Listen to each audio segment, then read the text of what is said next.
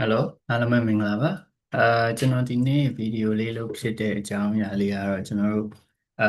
တော်တော်များများလည်းသိရတဲ့အတိုင်းပါနော်မနေ့ကကျွန်တော်တို့ BMI ကနေပြီးတော့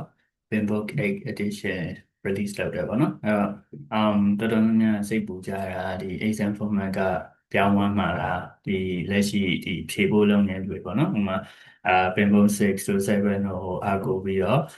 study လုပ်ထားတယ်ဒါပေမဲ့ကို8ထွက်လာတော့ဆမ်းမွေးအဆင်ပြေပါမလားဆိုတာမျိုးပေါ့နော်အဲ့လိုစိတ်ပူနေကြတဲ့လူတွေအတွက်လည်းကြည်ရွယ်ထားပါပေါ့နော်ကျွန်တော်တို့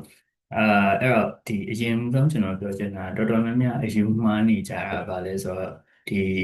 PNB ရဲ့စာမေးပွဲကကျွန်တော်တို့ Pimbook 6 day 7နေအဲ့လိုမျိုးတွေကိုလုံးဝ reference ယူပြီးတော့ဖြေရတယ်လို့ထင်နေကြပါနော်တကယ်တမ်းတော့အဲ့လိုမဟုတ်ပါဘူးเนาะကျွန်တော်တို့ကဘယ်ဟာပုံမူတည်ပြီးတော့ PNPD ဖြေရလဲဆိုတော့ကျွန်တော်တို့ exam contact online ဆိုတဲ့ဟာလေးရှိပါတယ်ကျွန်တော်ဒီ sharing ဒီအခု screen share ထားတဲ့ဟာလေးပေါ့เนาะကျွန်တော်တို့ဒီမှာ exam contact online ဆိုတဲ့ဟာလေးရှိရဲကျွန်တော်PMI website မှာအဲ့ဒါသွားပြီးတော့ download ဆွဲလို့ရတယ်เนาะအဲ့တော့ကျွန်တော်တို့က PNP စာမေးပွဲဒီအဲ့ဒီ exam contact online လို့လည်းခေါ်ရဲ eco လို့လည်းခေါ်ရပါတော့အဲ့ဒီဟာပုံမူတည်ပြီးတော့ပဲကျွန်တော်တို့ကမေးရပါအဲ့တော့ဒီ Pinbook ဆိုတာဒီကတော့ဒီ project management ဒီ knowledge တွေကိုစုစည်းပေးထားတဲ့စာအုပ်တတ်တာပဲနော်အဲ့တော့ကျွန်တော်တို့ကစာမေးမှာ6ကနေပါတယ်7နေပါတယ်ဆိုတော့မျိုးမဟုတ်ဘူးကျွန်တော်တို့ကသူက project management နဲ့ပတ်သက်ပြီးတော့ဒီ knowledge တွေကိုစုစည်းပေးထားတဲ့စာအုပ်တအုပ်တာဖြစ်တဲ့ just reference ယူဖို့ပဲဒါပေမဲ့စာမေးမှာတကယ်တမ်းမေးတာကျွန်တော်တို့ကဒီ exam content outline မှာပါတဲ့ပုံစံမျိုးနဲ့မေးရပါနော်အဲ့တော့ဟုတ်ပြီအဲ့ဆိုရင်ကျွန်တော်က Pimbook 8ထွက်လို့စာမေးပွဲ format ကပြောင်းတာတော့မဟုတ်ဘူးဒါပေမဲ့စာမေးပွဲ format ဒီဘယ်အချိန်မှာပြောင်းလဲဆိုရင် exam content outline update အသစ်ထွက်တဲ့အချိန်မှာပြောင်းတတ်တယ်နော်အဲ့တော့ကျွန်တော် latest update ပေါ့နော် exam content outline latest update ဒီကျွန်တော်တို့က January 2021အဲ့ကလေးကကျွန်တော်တို့ကရှိနေတာအဲ့ဒါကမပြောင်းသေးဘူးပေါ့နော်ဒါပေမဲ့မနေ့ကသူတို့ Pimbook 8 release လုပ်နေတယ်တခါရဘာ interesting ဖြစ်စရာကောင်းလာတယ်ဆိုတော့ July 2027မှာသူတို့ဒီဘာလုပ်မှာလဲဆိုတော့ exam content outline ပြောင်းမှာလို့သူတို့ကကြေညာလိုက်တယ်နော်အဲ့တော့ဆိုလိုချင်တာကကျွန်တော်တို့ကအခုလက်ရှိဒီ assignment အတွက်ပြင်နေတဲ့လူတွေဒီတိုင်းပဲဆက်သွားလို့ရတယ်တိတ်ပြီးစိုးရိမ်စရာမရှိဘူးဘာလို့လဲဆိုတော့ဒီ2021 exam content outline နဲ့ပဲတွားနေတာဖြစ်တဲ့အတွက်နော်အဲ့တော့ကျွန်တော်တို့ထားပါတော့ Pimbook 6ဖြစ်ဖြစ် Pimbook 7ဖြစ်ဖြစ် any book ပေါ့နော်အဆင်ပြေသေးရဲ့ဘာလို့လဲဆိုတော့ဒီပေါ်မူတည်ပြီးတော့ဒါပေမဲ့2026ဇွန်လကနေစပြီးတော့သူဒီ exam content outline အသစ်နဲ့သွားမှာဖြစ်တယ်အဲ့ဒီအသစ်ကကြတော့ကျွန်တော်တို့ကဒီ Pimbook 6 7နဲ့မဟုတ်ဘဲနဲ့ Pimbook 8မှာပါတဲ့တချို့သော knowledge တွေဥပမာAI နဲ့ပတ်သက်တာတွေနောက် PM နဲ့ပတ်သက်တာတွေပါနိုင်တာနော်ဒါပေမဲ့ကျွန်တော်တို့ဟိုလိုလုံးဝကြီးဟိုပြတည်ရမှာPimbook 6 7ကိုကြည်ထားတဲ့လူဖြစ်တဲ့အတွက်ဒီ exam format ကြီးပြောင်းသွားရင်ကျွန်တော်တို့က 8G ကိုအစားဆုံးပြန်ကြည့်ရမယ် no အဲ့လိုမဟုတ်ပါဘူး knowledge တွေတစ်ခုနဲ့တစ်ခုအတူတူပဲချိတ်ဆက်နေရပဲကျွန်တော်တို့က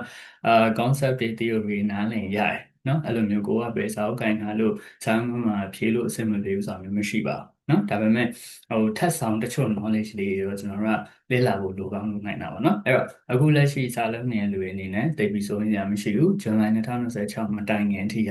လက်ရှိ exam content outline နဲ့ပဲသွားတာဖြစ်တယ်နော်အဲ့တော့ဒီဟာမှာတော့ကျွန်တော်တို့ကဒီ exam content outline ရဲ့ဒီ difference တွေကိုပဲကျွန်တော်ပြောရမှာဖြစ်တယ်အဲ့တော့ဟိုအသေးစိတ်ကြီးဘာဆိုတော့ကျွန်တော်ဒီဟာကိုမရှင်းပြတော့ဘောနော်ဒါဖတ်ကြည့်လို့လည်းရတယ်အဲ့တော့ဒီကျွန်တော်တို့ဒီ2021ဒီနောက်ဆုံးကျွန်တော်တို့ထွက်ထားတဲ့ exam content outline နဲ့မနေ့ကမှသူတို့ပြောလိုက်တဲ့ဒီ July 2026မှာထွက်လာမဲ့ exam content outline နဲ့ဘာတွေကွာဟပါလဲဆိုတာလေးကျွန်တော်ဒီဗီဒီယိုမှာတစ်ချက်လေးပြောပြချင်တာနော် โอเคအဲ့တော့ကျွန်တော်ဒီဟာလေးပေါ့နော်ဒီမှာဆိုရင်ကျွန်တော်တို့ဒါ agent contact outline ဒီ2021မှာ release လုပ်ထားတဲ့ဟာမှာဆိုရင်ကျွန်တော်တို့က domain သုံးခုနဲ့စာမှတ်မှာမေးလေးရှိတယ်ကျွန်တော်တို့အရင်ဖြေဘူးတဲ့လူတွေပေါ့နော်ဥပမာကျွန်တော်ဆိုရင် PNB 2020ဖြေတယ်ကျွန်တော်တို့ကကြာတော့သူကဘာနဲ့သွားလဲဆိုတော့ကျွန်တော်တို့က process group နဲ့သွားတယ် initiation planning ဆိုတော့အဲ့လိုနဲ့သွားတာဒါပေမဲ့နောက်ပိုင်းဒီ2021နောက်ပိုင်းကြီးကြာဘယ်လိုသွားလဲဆိုတော့ domain နဲ့သွားတယ်အဲ့တော့သူက domain သုံးခုပေါ့နော် people domain process domain business environment domain ဆိုရှိရဲဒါတွေကစာမမှာပါမယ်ဒီ percentage တွေပေါ့အမေကုန်းဘယ်လောက်လောက်ပါနိုင်လဲဆိုတာလေးနော်အဲ့ဒါ2021လက်ရှိဟာ နော်အဲ့ people domain နဲ့ပတ်သက်ရင်ဒါကျွန်တော်တို့သိရတဲ့အတိုင်းပဲဒါ stakeholder နဲ့ပတ်သက်တာတွေ member manage လုပ်တာတွေဒီ people နဲ့ဆိုင်တာပေါ့နော်ရှင်းပါတယ်ကျွန်တော် process ဆိုရင် process နဲ့ဆိုင်တာတွေ business environment ဆိုရင်ကျွန်တော်တို့ကဒါbusiness value တို့နော်ပြီးလို့ရှိရင် benefit တို့ဒီလိုအကြောင်းအရာတွေပေါ့နော် EEF တို့ OBA တို့ဒီလိုဟာမျိုးတွေပါတယ် business environment ကြတာ okay အဲ့တော့2021မှာကျွန်တော်တို့က people က42%ပါတယ် process က50%ပါတယ် business environment က8%ပဲထည့်ပေးထားတယ်။နော်အဲ့တော့ကျွန်တော်တို့ကဒီ2021 exam content online နဲ့ဖြည့်တဲ့လူတွေကpeople တို့ process တို့သိချာလေးကြည့်ပြီးပိုင်ရတယ် business environment က just 8% လောက်ပဲဆိုတော့အရင်မပါဘူးပေါ့နော်။အဲ့လိုမျိုးသွားလို့ရတယ်။ဒါပေမဲ့ဒီ July 2026ဒီ format ပြောင်းပြီးနောက်ပိုင်းဖြည့်မဲ့လူတွေကတခုပါသတိထားမှာဆိုတော့ဒီမှာပေါ့နော် people နဲ့ process ကိုသူကနည်းနည်း percentage ကို short လိုက်ပြီးတော့ business environment percentage တိုးထားတယ်8%နဲ့26%တိုးသွားရဲဆိုပြီးတော့သူဒီတေချာက PNB ရဲ့ဒီ future approach ကပါလဲဆိုတော့လုံးဝ business ပိုင်းဒီ business acumen ပေါ့နော်အဲ့ဒီဟာနဲ့ပတ်သက်တဲ့အပိုင်းတွေကိုသူက focus လုပ်တော့မှာเนาะကျွန်တော်တို့ people process တင်မဟုတ်ဘူးဒီကိုယ့်ရဲ့ project က business အတွက်ဘယ်လိုမျိုးတွေ benefit တွေရတယ်ဘယ်လိုမျိုး approach တွေသွားမယ်ဘယ်လို alignment တွေဖြစ်တယ်ဆိုတာသူကပါလာမဲ့သဘောရှိတယ်เนาะအဲ့တော့ဒါလေးကပြောင်းလဲသွားတဲ့အချက်လေးပေါ့เนาะအထူးသဖြင့်တော့ဒါပါ business environment ကိုသူတို့တိုးသွားတယ်ပေါ့เนาะဒီနှစ်ခုရှင်းကြည့်မယ်ဆိုရင်ဟုတ်ပြီเนาะ okay အဲ့တော့ဒါကပြောင်းလဲချက်နောက်ဘာပြောင်းလဲသွားလဲဆိုတော့ကျွန်တော်တို့ဒီ agent contact outline မှာဆိုရင်ကျွန်တော်တို့ detail အဲ့ရထားပါကျွန်တော်ကြော်ပါလိုက်နော်ကြော်ပါလိုက် okay ဒီမှာဆိုရင်ကျွန်တော် exam content outline မှာဆိုရင်ဘာတစ်ခုကမြင်ရလဲဆိုရင်ကျွန်တော်ဒီမှာဆောင်းနာပြောရတဲ့ domain 3ခုမှာ domain တစ်ခုစီမှာဘယ်လို test တွေဘယ်လို scenario တွေပါဆိုတာရှိတယ်။နော်အဲ့ဒါတွေကိုဖတ်ကြည့်လိုက်ကျွန်တော်တို့သင်္ဘော6ဖြစ်ဖြစ်7ဖြစ်ဖြစ်လောက်ထားရလို့ဘာပဲလောက်ထားပါနော်ဒါကျွန်တော်မြင်တာနဲ့တည်ရဒီမှာ manage conflict ဆိုရင်ဒါ conflict management ကိုပြောတာဒီမှာ stakeholder နဲ့ပတ်သက်ပြီး conflict ကိုဘယ်လို management လုပ်မလဲဆိုတော့ knowledge ပုံမှန်ရှင်းရပြီဒါ6 7ဘာမှမဆိုင်နော်ဘယ်စာအုပ်ကန်ကန်အဆင်ပြေတယ်โอเคအဲ့တော့ဒီမှာဒီလိုမျိုးတွေသွားတယ်အဲ့တော့ကျွန်တော်ဒီဟာတော့ဒီဒေကြီးတော့မပြောတော့ဘူးဒါပေမဲ့ဒီမှာကျွန်တော်ထူးထူးခြားခြားလေးမြင်တဲ့ထူးခြားခြားလေးကဘာလဲဆိုတော့ကျွန်တော်တို့2021 exam content outline မှာကျွန်တော်တို့ကရိုးရှင်းတယ်ဘယ်လိုပြောရမလဲ Bamboo 6ကိုမျိုးဥတီတဲ့ပုံစံမျိုးတော်တော်များများလေးကိုမြင်ရတယ်ဒါပေမဲ့ဒီ2026ဟာမှာကြာတော့ဗောနော်2026ဟာမှာကြာတော့ကျွန်တော်တို့ဗာမြင်ရလဲဆိုတော့let's see ဒီမှာ domain 1ဆိုရင်ကျွန်တော်တို့ဒီမှာ vision တွေပါလာတယ်เนาะကျွန်တော်တို့ common vision ဘယ်လိုတည်ဆောက်မှာလဲဥပမာဒီ alignment တွေဘယ်လိုယူမှာလဲဆိုတော့အမြင်တွေကွာတင်မှာ project scale off မှာဘယ်လိုမျိုးဆိုအဲ့လိုဟာမျိုးလေးပါလာတယ်ထူးထူးခြားခြားကျွန်တော်ကြည့်ကြတော့လေပြီးလို့ရှိရင်ကျွန်တော် process မှာဆိုရင်ဘာတွေပါလာလဲဆိုတော့နေကိုကျွန်တော်တွေးလိုက်တာရှိတယ်ဟဲ့ပါဒီလိုမျိုးတွေပေါ့နော် product delivery ရဲ့ quality ကိုဘယ်လို optimize လုပ်မလဲเนาะdelivery နဲ့ပတ်သက်တာတွေကိုဦးစားပေးပြီးပြပါလာမျိုးရှိရယ်ပြီးလို့ရှိရင်ဒီမှာ governance တွေเนาะအဲ့တော့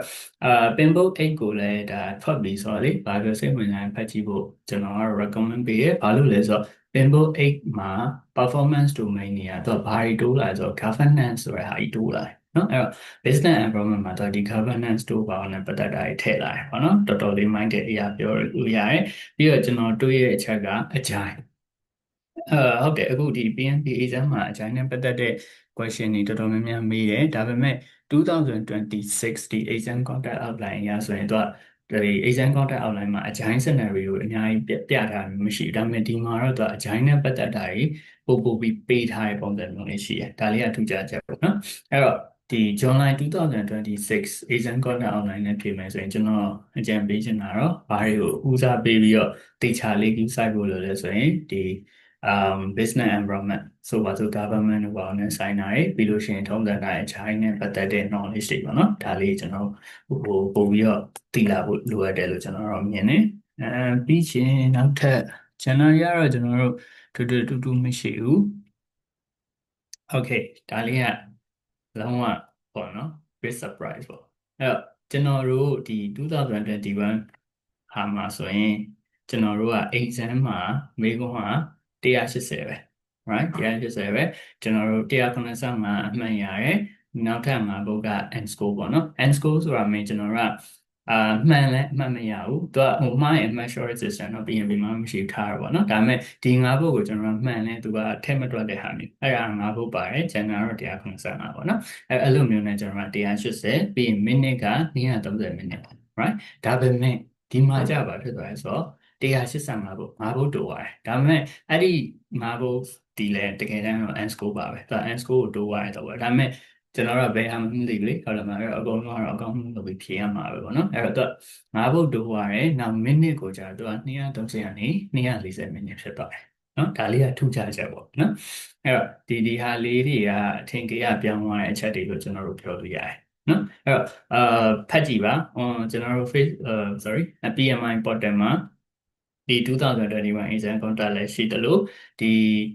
2026 term exam contract outline ကိုလည်းကြည့်လို့ရပါပြီเนาะအဲ့တော့ကျွန်တော်ဖတ်ကြည့်ပါဘယ်လို scenario တွေပြောင်းလဲမှမလဲပါလဲပေါ့เนาะဒါပေမဲ့လက်ရှိစာလုံးနေတဲ့လူတွေကတော့ကျွန်တော်ပြောအဝေးလို့သေးတယ်ဟုတ်တယ်မလားအဲ့တော့ဒီ2026 exam contract outline မတိုင်ခင်မှာဖြေလို့လုံးဝရတယ်လုံးဝဖြေလို့ရတယ်ဗျအဝေးလို့သေးတယ် right အဲ့တော့ဖြေလိုက်ကြပါတကယ်2026 exam contract outline နောက်ပိုင်းမှာဖြေမယ်လူတွေဆိုလဲဒီမှာဖတ်ကြည့်ပါဟိုဘယ်လိုမျိုးအကြောင်းအရာတွေတိုးရလဲဟိုအရင်တော့ကြောက်စရာမလိုဗျာပြောချင်တာငါတို့က2026 July နောက်ပိုင်းဖြေမယ်ဆိုရင်ဟာဒုက္ခပဲငါတို့ဒီPinbook 67နေပဲလောက်ထားတာအဲ့ကဟာတွေမသိဘူးဆိုတာမျိုးစိတ်ပူစရာမရှိဘူးဘာလို့ဆိုတော့တချို့တော့ additional knowledge တွေကိုကျွန်တော်တို့က learning လုပ်နိုင်ရတယ်ဟိုတအုပ်တုံးကြီးပြန်မျိုးကြည့်ရတာမျိုးတွေမရှိဘူးဗျာဘာလို့ဆိုတော့sorry Pinbook 8 edition မှာကျွန်တော်တည်တလောက်ဆိုရင်တော့ AI နဲ့ PMO နဲ့ပေါ့နော်အဲ့လိုဟာမျိုးတွေပဲတူပါတယ်ဟုတ်ပြီနော် okay အဲ့တော့ဒီ2026ပေါ့နော်ဇွန်လထုတ်မဲ့ agent contract လည်းမတိုင်ခင်ဖြည့်ချင်တဲ့လူတွေဆိုလဲဒါကျွန်တော်စီမှာတင်နှန်းလာတက်လို့ရတယ်ပြီးလို့ရှိရင်လည်းနောက်သတင်းတစ်ခုကဒီနောက်နှစ်ကစပြီးပေါ့နော်ကျွန်တော်တင်မဲ့တင်နှန်းမှာကျွန်တော်ရဲ့ course ဒီပုံမှုတည်ပြီးသွားပါမယ်ဒီ2026